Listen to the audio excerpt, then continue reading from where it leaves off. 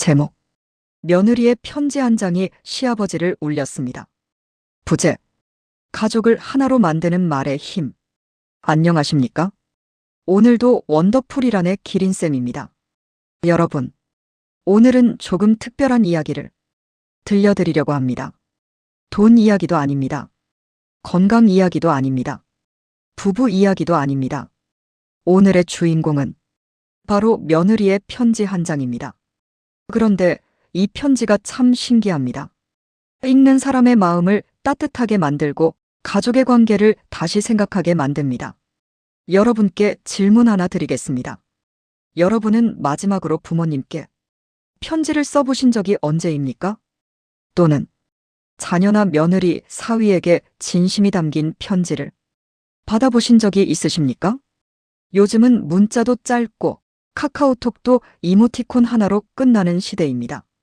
그런 시대에 손으로 꾹꾹 눌러 쓴 편지 한 장은 그 어떤 비싼 선물보다 더 큰 감동을 줍니다.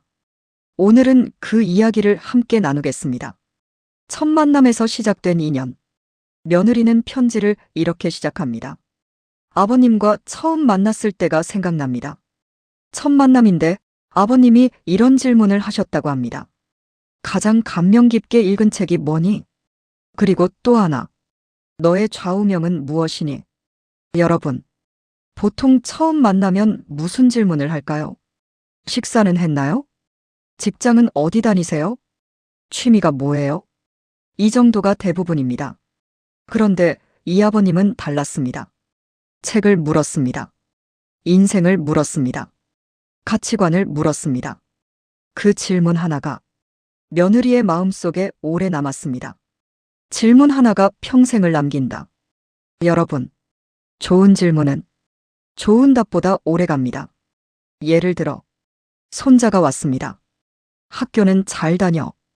이것도 좋은 질문입니다.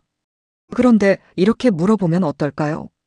요즘 가장 재미있는 일이 뭐였니? 요즘 가장 행복했던 순간은 언제였니?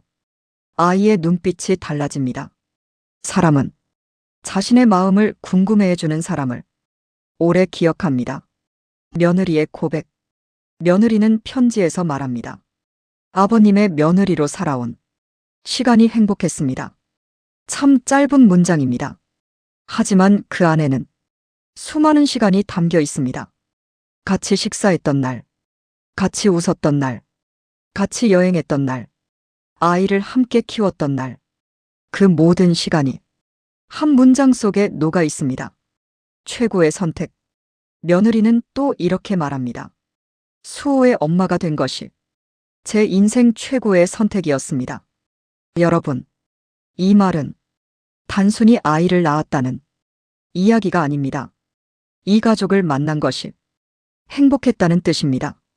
아버님도, 남편도, 아이도 모두가 소중한 인연이라는 고백입니다. 가족은 경쟁하는 사람이 아닙니다. 가끔 이런 이야기를 듣습니다.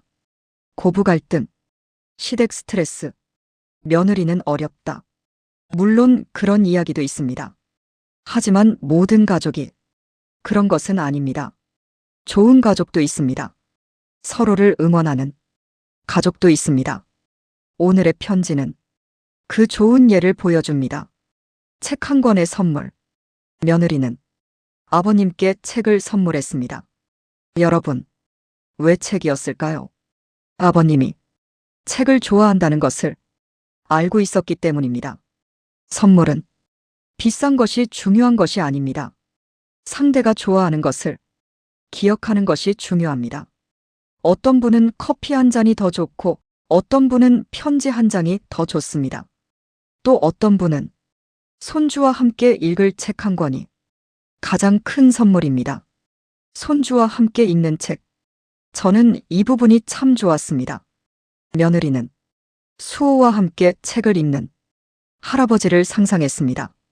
여러분, 손주에게 비싼 장난감을 사주는 것도 좋습니다. 하지만 책 한 권 읽어주는 할아버지는 평생 기억에 남습니다. 아이들은 책 내용보다 무릎 위에서 읽어주던 할아버지의 목소리를 기억합니다. 건강이 최고의 선물. 편지 마지막에는 이런 부탁이 있습니다. 아버님, 오래오래 건강하세요. 나이가 들수록 건강하라는 말이 가장 큰 사랑의 표현이 됩니다. 젊을 때는 성공하세요. 돈 많이 버세요. 라고 말합니다. 하지만 나이가 들면 건강하세요. 이 한마디가 가장 큰 축복입니다. 편지는 시간을 담는 그릇입니다. 문자는 금방 지워집니다. 전화는 지나가면 끝입니다. 하지만 편지는 남습니다. 10년 후에도, 20년 후에도 꺼내 읽을 수 있습니다. 종이가 낡아도 마음은 낡지 않습니다. 오늘 여러분께 드리는 숙제. 오늘 집에 가시면 딱 한 장만 써보십시오. 길게 쓸 필요 없습니다. 아버지, 감사합니다. 어머니, 사랑합니다. 여보, 늘 고맙습니다. 손주야, 건강하게 자라렴. 이 네 줄이면 충분합니다. AI 시대에도 편지는 사람이 씁니다. 요즘은 AI가 편지도 써줍니다. 정말 잘 씁니다. 하지만 여러분의 추억은 AI가 대신 만들어줄 수 없습니다. 아버님이 처음 제게 책을 물으셨던 날, 이 기억은 세상에 하나뿐입니다. 진짜 감동은 정보에서 오는 것이 아니라 추억에서 옵니다. 가족은 작은 말로 만들어집니다. 큰일을 해야만 가족이 행복한 것이 아닙니다. 잘 잤니? 밥 먹었니? 조심해서 다녀와. 수고했다. 이 작은 말들이 매일 쌓이면 가족은 더욱 단단해집니다. 그리고 가끔은 그 말을 편지에 담아 보십시오. 편지는 말보다 오래 남고 마음보다 깊이 전해집니다.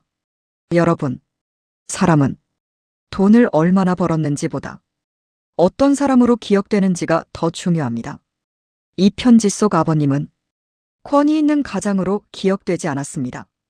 따뜻한 질문을 던져주는 사람, 책을 사랑하는 사람, 손주와 함께 시간을 보내는 사람, 며느리에게 존경받는 사람으로 기억되었습니다. 이보다 더 큰 행복이 있을까요? 오늘 여러분도 가족에게 따뜻한 말 한마디, 짧은 편지 한 장을 건네보시기 바랍니다. 그 편지 한 장이 가족의 마음을 이어주는 다리가 될지도 모릅니다. 저는 앞으로도 작은 이야기 속에서 큰 행복을 발견하는 시간을 여러분과 함께 나누겠습니다. 감사합니다.